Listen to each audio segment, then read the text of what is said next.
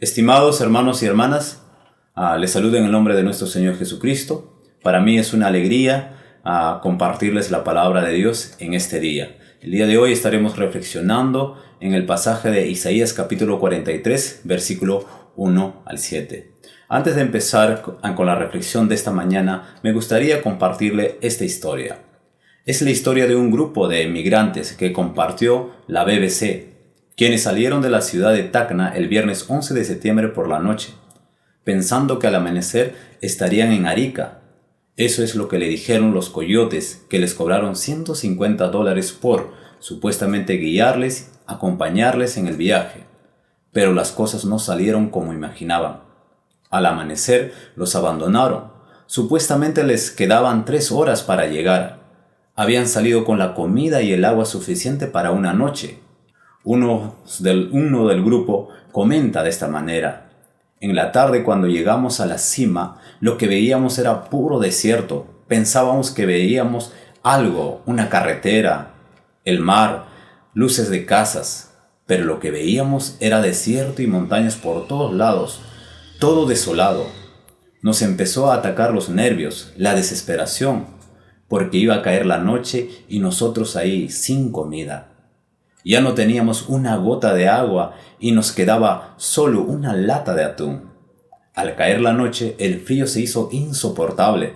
Nos tocó quemar ropa, objetos para poder soportar un poco el frío, pero la fogata no duraba nada prendida.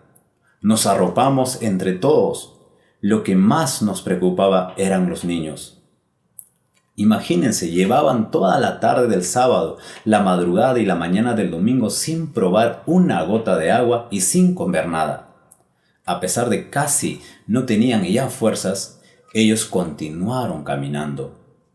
Cuando llegaron al pie del último cerro, se pusieron debajo de una roca para que les diera sombra, pero unos momentos después empezaron a escuchar el rugir de las motos, que serían su salvación para ellos.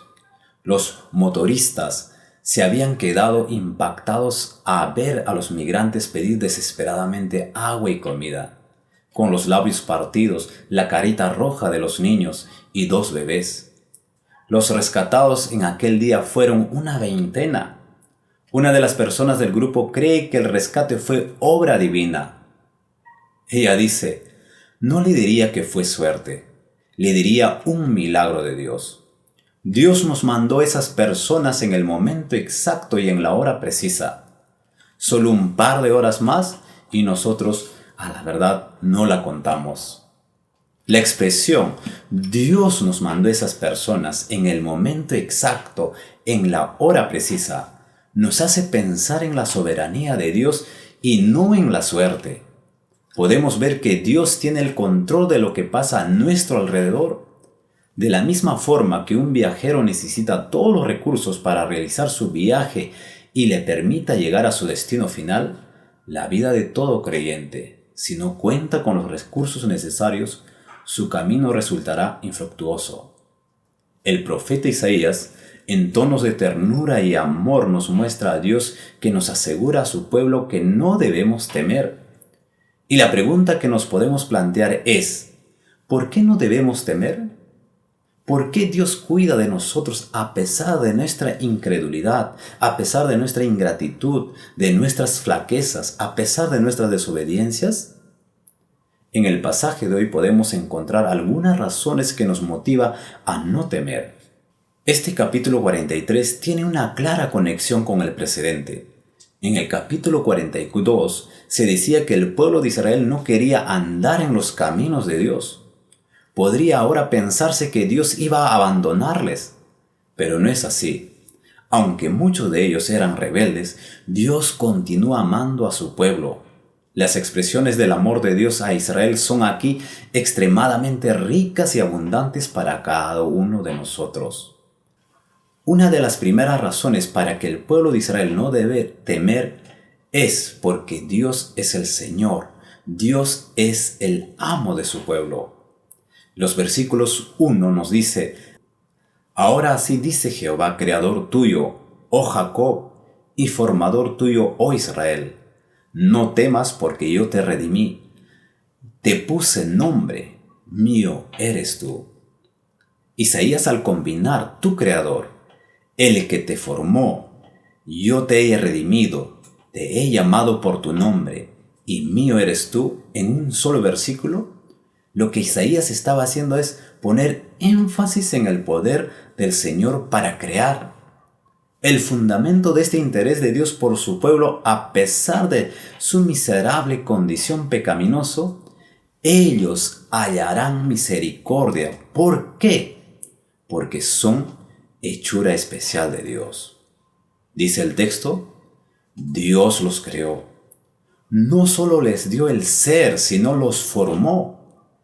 Nos hace recordar esta afirmación a lo que sucedió en Génesis capítulo 1, en los primeros capítulos, cuando vemos cómo Dios es que crea al ser humano. Dios no simplemente lo creó, sino nos dice que Él mismo formó de un barro al ser humano. Ahora, aquel ser humano que Dios ha creado a su imagen y semejanza, ahora es un pueblo ya. Es el pueblo de Israel. Fíjense, hermanos y hermanas, muchas veces nosotros pensamos que la concepción es el resultado de las acciones humanas, pero más no es así. Es obra de Dios. No solo eso, hermanos, sino Efesios capítulo 2, versículo 10 nos dice, porque somos hechura suya, creados en Cristo Jesús para buenas obras, las cuales Dios preparó de antemano para que anduviésemos en ella. También este pueblo no simplemente es pueblo creado o formado por Dios, sino es el pueblo de su adquisición. Quiere decir que Él los ha comprado, los ha vuelto a comprar, pues eso significa redimir. Los rescató primeramente de la tierra de Egipto.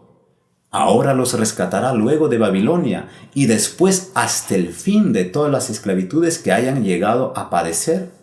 ¿Qué significa esto, hermanos?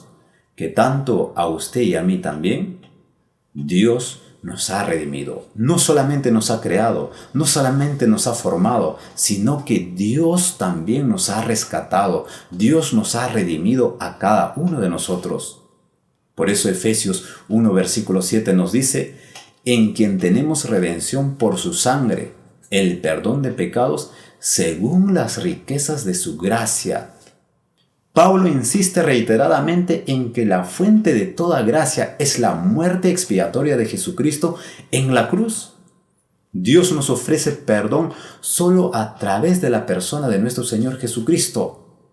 El perdón es posible porque Cristo nos amó y se entregó a sí mismo por cada uno de nosotros. Este pueblo de Israel, no solamente Dios lo formó, no solamente Dios lo creó, no solamente Dios lo redimió, sino ahora es un pueblo muy especial para Él, pues lo ha llamado por su nombre y llevan su nombre. Son el Israel de Dios. Por eso en el versículo 2 le da esta promesa al pueblo de Israel. Cuando pases por las aguas, yo estaré contigo, y si por los ríos, no te anegarán. Cuando pases por el fuego no te quemarás, ni la llama arderá en ti. Muchos peligros simbolizados por estas palabras han confrontado a los israelitas en el transcurso de los siglos, pero el Señor promete que la nación vivirá en medio de cualquier prueba. Así que en medio de la prueba, Israel no debía darse por vencido, ni dejarse vencer por el temor, pues Dios estaría con él y lo protegería. Estas palabras también tienen una aplicación muy valiosa, muy maravillosa para cada uno de nosotros, hermanos. Aquí dice, cuando pases por las aguas, yo estaré contigo. A veces en nuestra experiencia personal nos hemos introducido en aguas profundas en las que no podemos tocar el fondo. Pero tengo la certeza, hermanos, de que Dios nos acompaña en estas circunstancias. A veces uno siente que se hunde, pero Él ha prometido, los ríos no te anegarán. Una segunda razón por la que el pueblo de Israel no debe temer es porque Dios valora y ama a su pueblo. Una segunda razón para que el pueblo de Israel no temiera era que Dios lo valoraba y lo amaba. Ese amor especial no es el resultado de alguna obra que la nación hubiese realizado o por alguna cualidad que poseyera, sino es el resultado de la elección de Dios. Jehová ha pactado con ellos como su Dios. Dios nos eligió a cada uno de nosotros. No es que nosotros hayamos elegido a Dios, no es que nosotros hayamos buscado a Dios, sino que Dios mismo, como eligió a su pueblo de Israel, también nos eligió a cada uno de nosotros. Por eso el versículo 3 dice: porque yo, Jehová, Dios tuyo, el Santo de Israel, soy tu Salvador. A Egipto he dado por tu rescate, a Etiopía y a Seba por ti. Es nuestro Salvador. A través de la historia, hermanos y hermanas, a través de la historia bíblica podemos ver que Dios permitió a Persia conquistar a Egipto, a Cus, actualmente el sur de Egipto, toda la región de Sudán y la parte norte de Etiopía y Seba. A diferencia de los gentiles representados por estas tres naciones, Israel es de gran estima y honorable gracias al amor de Dios. Y Dios lo dice con estas palabras en el versículo 4: porque a mis ojos fuiste de gran estima, fuiste honorable, y yo te amé. Daré pues hombres por ti y naciones por tu vida. Dicen que la belleza está en el ojo del que la mira. Y Jehová definitivamente ve con belleza al pueblo de Israel. No porque el pueblo judío es más sabio o más fuerte o más hermoso que otros pueblos, sino porque Jehová lo ha escogido y ha establecido un pacto con él y lo ha hecho suyo. No podemos imaginar cuánto amó Dios a Israel. No podemos imaginar cuánto nos ama y cuán hermosos y valiosos somos para Él. Por eso Pablo en Romanos capítulo 8 versículos 31 y 35 nos dice: ¿qué pues diremos a esto? Si Dios es por nosotros, ¿quién contra nosotros? ¿Quién nos separará del amor de Cristo? ¿Tribulación o angustia o persecución o hambre o desnudez o peligro o espada? Antes, en todas estas cosas somos más que vencedores por medio de aquel que nos amó. Pablo exclama que es imposible que algo nos separe de Cristo. Su muerte a nuestro favor es prueba de su amor inquebrantable para cada uno de nosotros. Nada impedirá su presencia constante con nosotros. Dios nos dice cuán grande es su amor para que nos sintamos bien seguros en Él. La tercera razón por la que el pueblo de Israel no debe temer es porque la presencia de Dios está con ellos. Los versículos 5 al 7 nos dice de Isaías 43: no temas, porque yo estoy contigo. Del oriente traeré tu generación y del occidente te recogeré. Diré al norte, da acá, y al sur, no te detengas, trae de lejos mis hijos y mis hijas, de los confines de la tierra. Todos los llamados de mi nombre, para gloria mía los he creado, los formé y los hice. No temas porque yo estoy contigo. Al comienzo de la primera sección de este texto leímos: no temas porque yo te redimí. Y ahora al comienzo de esta sección encontramos el mismo no temas, pero por una razón diferente. Dice: porque yo estoy contigo. No solamente Dios ha redimido a su pueblo Israel, no solamente Dios nos ha redimido a cada uno de nosotros, sino que ahora su promesa es que yo estaré contigo. Una vez más, Pablo expresa la misma idea diciendo: pues, ¿qué diremos a esto? Si Dios por nosotros, ¿quién contra nosotros? Esto no significa que nuestro camino será fácil o que nuestros enemigos serán pocos.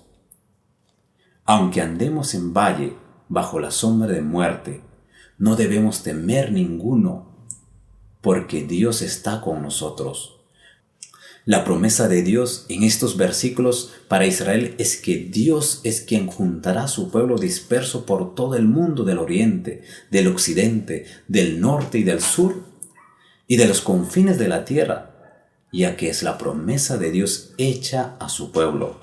Leamos, por ejemplo, Nehemías capítulo 1, versículos 8 y 9, lo que nos dice: Acuérdate ahora de la palabra que diste a tu siervo Moisés, diciendo: Si vosotros pecaréis, yo os dispersaré por los pueblos.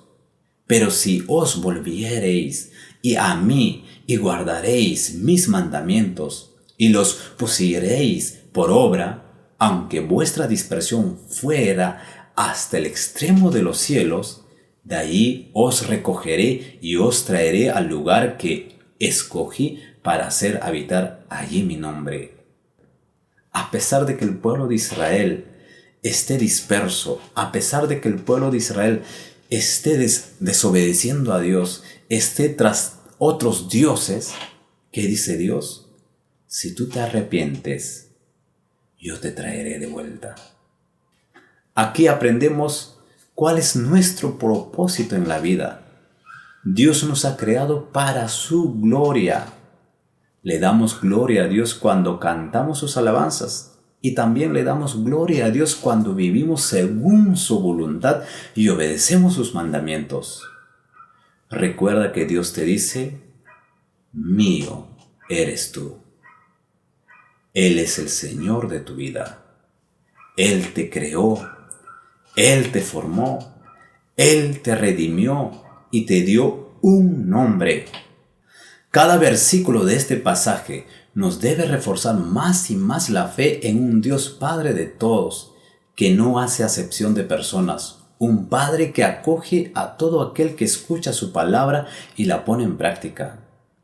Dios está presente en medio de nosotros, en los mayores peligros y dificultades.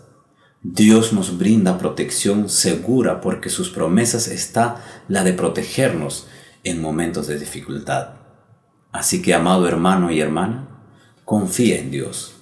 Recuerda siempre que Dios es quien te creó, Dios es quien te formó, Dios es quien te redimió, quien te rescató de la esclavitud del pecado. Dios es quien te dio un nombre, Él es nuestro Salvador.